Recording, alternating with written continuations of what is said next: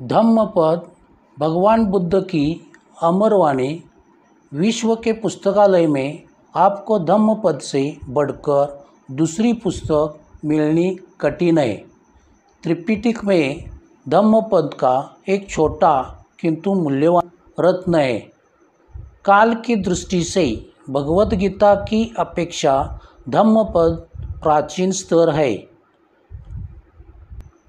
धम्मपद का एक ही मार्ग है, एक ही शिक्षा है। इस पद के प्रतीक का आदर्श निश्चित है। अरहंत वग्गो धम्मपद क्रमांक 90, 91, 92, 93, 94।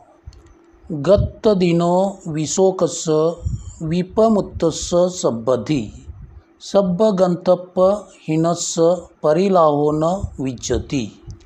जिसका मार्ग समाप्त हो गया, जो शोक रहित है, जो सर्वथा विमुक्त है, जिसकी सभी ग्रंथियाँ क्षीण हो गई, उसके लिए परिताप नहीं।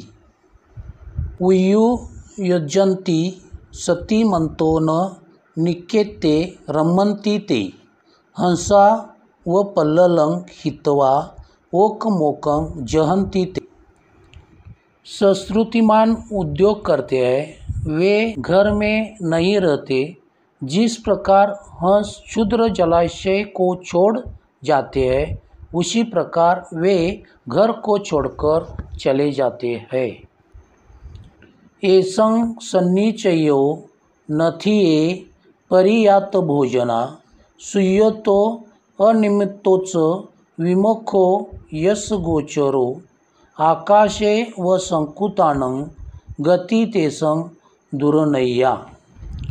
जो संचय नहीं करते, जिनको भोजन की उचित मात्रा ज्ञात है, शून्यता स्वरूप तथा निमित्त रहित निर्वाण जिनके गोचर है, उनकी गति उसी प्रकार अज्ञेय है जिस प्रकार आकाश में पक्षियों की गति। ऐसा सव्वा परिखिनो आहारेच अनिसितो सुयतो अनिमित्तो च विमुखो यस गोचरो आकाशे व सकुतानं पदं तस् दुर्नयं।